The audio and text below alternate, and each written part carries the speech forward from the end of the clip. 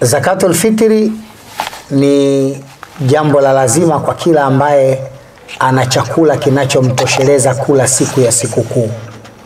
Ukiona una chakula kinachokutosheleza kula siku ya sikukuu, ndio, alafu kinabaki cha ziada, hicho cha ziada ndio unatakiwa utoe zakatul fitri, au watolee na wale wanaokuzunguka ambao wako chini ya himaya yako, unaowalisha na kuwavisha na kuwalaza, kwa maana ile miliki ya mkono wako, wale nao natakiwa kuwatolea zakatul fitri. Sawa bwana. Leo Diamond wakati anafanya shughuli yake, kwanza nataka tugusie tu, aliulizwa na wanahabari kwamba baada ya iftari yake ile kumrekebisha kwamba kuna tofauti kati ya kufuturisha na kulisha watu chakula. Akasema yeye anafanya kwa ajili ya Mwenyezi Mungu, lakini pia hajali, na kwa sababu yupo karibu na Mungu, sasa hivi ni mwaka wa 3 anasali, kwa hiyo hana shida. Kwa namna ambavyo aliposema vile, watu wamesema hivi, Diamond amekujibu kwa kusema kwamba yeye wala hajali, anafanya kwa ajili ya Mwenyezi Mungu na hafanyi kwa sababu ya mtu yeyote yule. Namna ambavyo watu wanatafsiri kwamba Diamond amekujibu, ni sawa amekujibu? Kwanza Diamond hawezi kunijibu mimi kwa sababu mimi nilipokuwa nazungumzia iftari kwa mara ya kwanza, kwa maana nilipokuwa nikitoa maelezo, nilizungumzia watu wenye uwezo na makusudio ya iftari kwa watu wenye uwezo, kwamba katika Uislamu kuna bora na bora zaidi. Katika maisha ya mwanadamu lazima hayo mawili uliyatambue. Kuna kufanya kitu bora na kuna kufanya kitu bora zaidi. Lakini pia nilijaribu kutoa ufafanuzi wa kina sana kwenye swala hili katika interviews zilizofuata, inaweza kuwa si ya kwenu na watu wengine. Nilijaribu kusema kwamba kwa kawaida unapofuturisha, anayefuturishwa ni yule aliyefunga. Na sharti lake hapa anatakiwa awe Muislamu aliyefunga, huyu ndo anafuturishwa. Ambaye si Muislamu, unapomkaribisha chakula ndani ya mwezi wa Ramadhani, unakuwa hujamfuturisha, bali utakuwa umemwalika chakula kama chakula kingine. Kwa maana utakuwa umetoa sadaka ya chakula na sio kumfuturisha kupata thawabu za kufunga. Utapata thawabu za kumlisha chakula, utakuwa hukupata thawabu za kumfungulisha mtu aliyefunga, kwa sababu hizo ni thawabu mbili tofauti, au thawabu za aina mbili tofauti. Kwa hiyo nilijaribu kueleza pia kwamba matajiri wengi, mastaa wengi, makampuni mengi yanapofanya iftari, mara nyingi yamekuwa yakitoa iftari kwa watu ambao si wahitaji.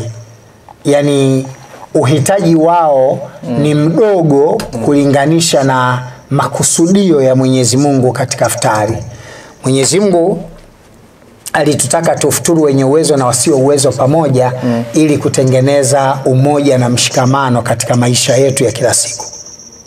Niliwahi kutoa mfano, mitaa ya Ilala hii, Kariakoo, miaka ya 60, 70 mpaka 80, iftari watu walikuwa wakifuturu nje. Mwezi wa Ramadhani watu walikuwa wakifuturu nje, walipokuwa wakijua mafundisho ya dini ipasavyo.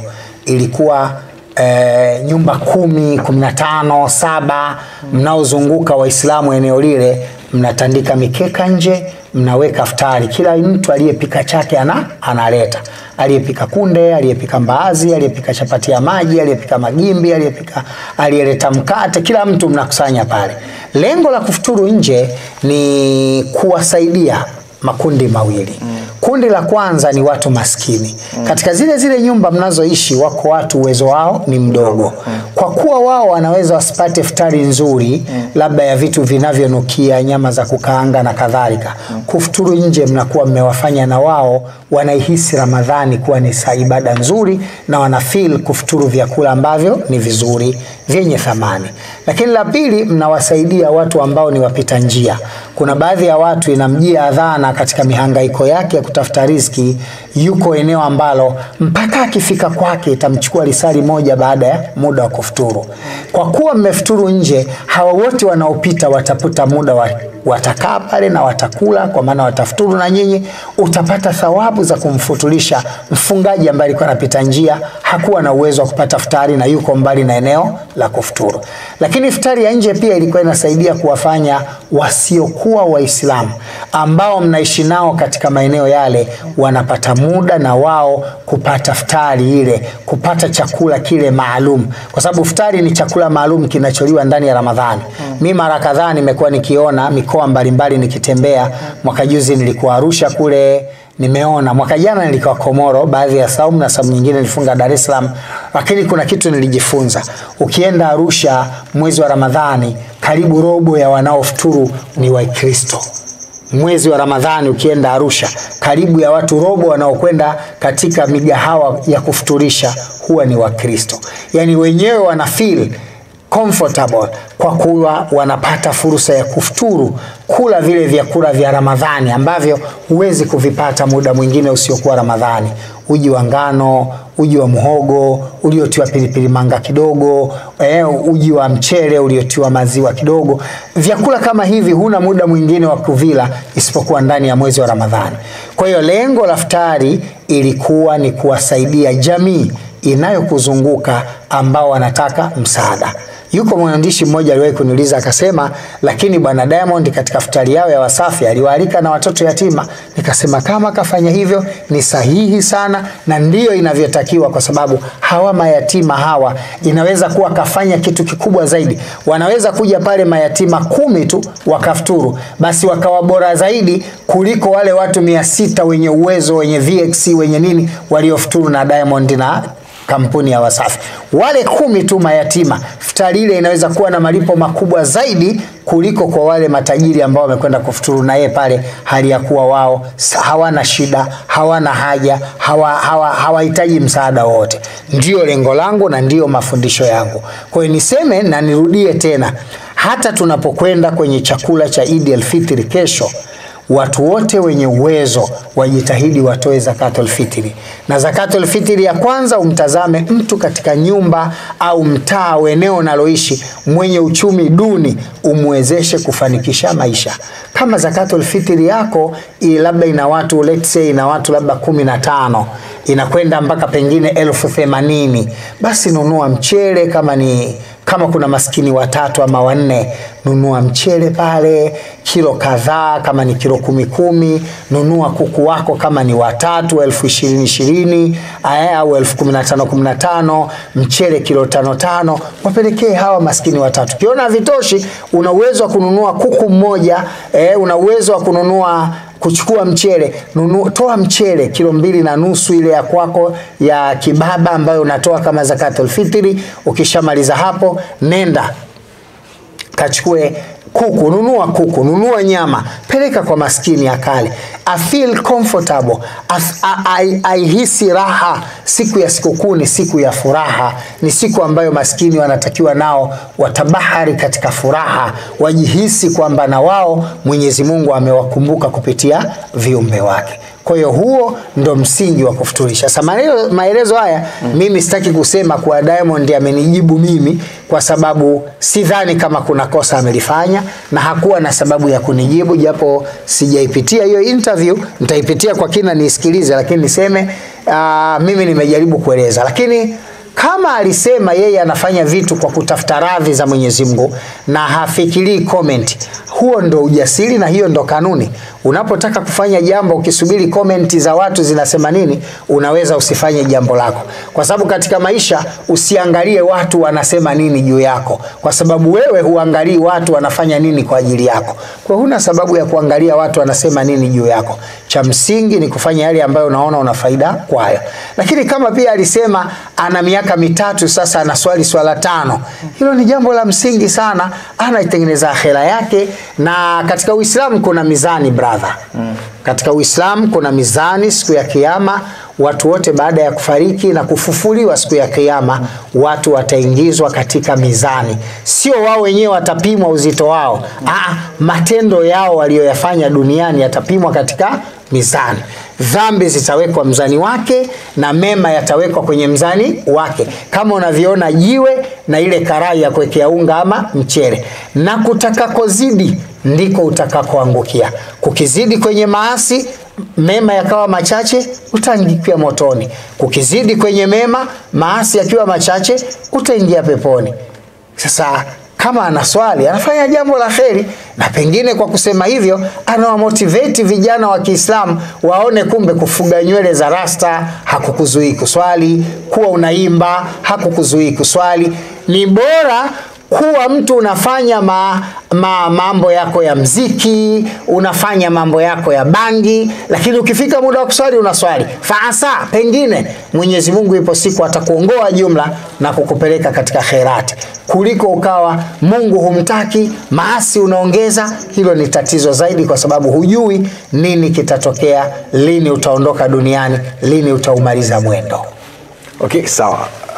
Pia unampa moyo wake kwa hiki ambacho amekifanya siku ya leo, kusaidia watoto yatima zaidi ya 600 na kuwapa bahasha za fedha. Safi sana, amefanya jambo kubwa sana, na ndio Uislamu unavyotaka. Yani ndio maana mimi hata katika interview kadhaa zilizopita nilisema hawa vijana wa Kiislamu ambao ni mastaa, wengi wao wanatazamwa kama role model.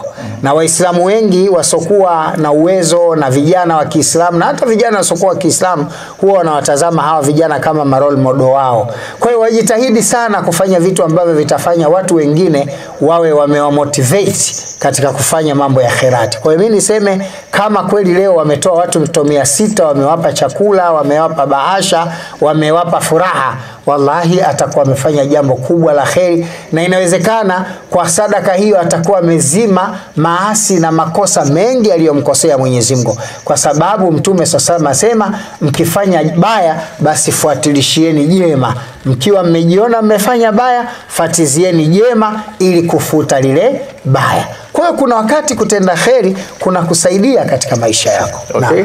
Sawa. Nataka kuuliza maswali machache leo kwa sababu kesho ni Idi. Sidhani kama kuna vitu vya kukuuliza. Hii ni bwana. Vijana sisi usiku njoo basi nitembelee, si Ramadhani ishaisha. Niletee nili chakula cha usiku sijala. Vijana wengi wanafanya mambo ya ajabu siku ya Idi. Vunja jungu wanasema wenyewe. Vipi imekaje kwa vijana? Kuna vunja jungu? Sio vijana tu. Sio vijana tu. Muislamu yoyote. Sio mtu yoyote. Muislamu yoyote ambaye amekaa katika hukumu na sheria za Kiislamu, ni haram, ni makosa makubwa kufanya madhambi siku ya Idi. Kwa mfano usiku wa kuamkia siku ya Idi na siku zote 3 za mwanzo zaidi ni haram. Ni haram kubwa. Kufanya madhambi siku zote ni haram, ni makosa, lakini kufanya dhambi siku ya Idi ni makosa zaidi. Kwa sababu Mtume Muhammad sallallahu alaihi wasallam anasema Muislamu atakayefanya maasi siku ya Idi, mchana wake au usiku wake, ndani ya siku ya Idi akafanya maasi usiku wa siku ya Idi au mchana wa siku ya Idi, basi ni sawa na mtu anayefanya maasi mbele ya Mwenyezi Mungu siku ya Kiyama. Yani Mwenyezi Mungu anawahukumu watu pepo na moto, wewe ndio unazini pale. Mwenyezi Mungu anahukumu watu moto na pepo, wewe ndio unaiba pale. Mwenyezi Mungu anahukumu watu pepo na moto, wewe ndio unafanya liwati na mengine kadha wa kadha. Kwa Mtume sallallahu alaihi wasallam ameshatufundisha na ametukataza kwa dhati kabisa, kwa kalipio kali, kwamba ni makosa kwa muumini wa Kiislamu, ni makosa kwa Muislamu siku ya Idi kufanya maasi, kwa sababu madhambi yake ni makubwa, sawa na kufanya dhambi siku ya Kiyama au siku ya malipo. Okay. Sawa, tumalize na hili la mwisho. Ungetamani vitu gani hasa au baada ya Ramadhani kuisha uvione kwa wasanii wakiviendeleza? Si wasanii, ni Waislamu. Maana usiwakamie wasanii tu. Tuzungumzie Waislamu. Mtavyo la pili wasema ondo kioo cha jamii wana influence kubwa sana. Yani nataka nizungumze na Waislamu. Kila Muislamu ambaye aliyabadilisha maisha yake mwezi wa Ramadhani kwa kutarajia malipo kutoka kwa Mwenyezi Mungu, kwa kuhofu kumkosea Mwenyezi Mungu, yale maisha alikuwa na practice. Sasa anatakiwa kuyafanyia kazi kwa vitendo, tena anatakiwa kuyafanyia kazi kwa uweredi mkubwa. Yani yale aliyokuwa akiyafanya ndani ya Ramadhani, yale aliyokuwa akiyaishi, maisha aliyokuwa akiyaishi ndani ya Ramadhani, mahali pake ni kupaishi baada ya Ramadhani. Kwa sababu Mwenyezi Mungu yule yule aliyeamrisha saumu ndani ya Ramadhani, ndio Mwenyezi Mungu yule yule aliyeamrisha sara baada ya Ramadhani.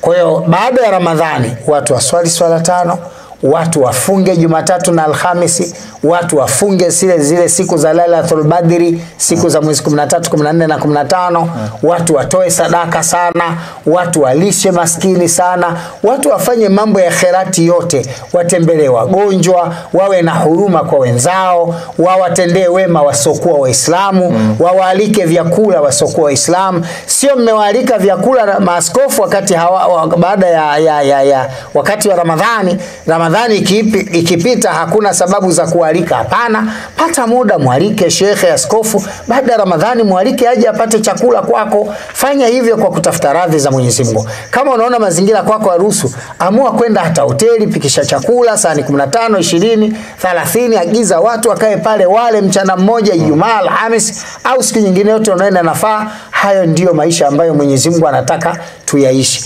Kimsingi Ramadhani kilikuwa ni chuo, Ramadhani ilikuwa ni darsa ambayo mtu anasomea ufundi. Ukiwa wewe ni fundi mechanics, umekaa miaka 7 katika ofisi katika chuo unasoma mechanics, au miaka 5 umekaa katika chuo unasoma mason, au miaka 5 katika chuo labda unasoma carpenter, joinery and shuttering, unajisomea pale, ni ili kuthibitisha kwamba umequalify ule ufundi wako, ni wewe kuamua kuja kuwa fundi na kuonyesha watu uwezo wako wa kutengeneza kile ambacho umejifunza. Sasa mwezi wa Ramadhani ni mwezi darasa, Waislamu wote tumejifunza kwenye hilo darasa, tunatakiwa tuyaishi maisha baada ya darasa la Ramadhani. Sasa tukayaishi maisha ambayo tuliyaishi ndani ya Ramadhani.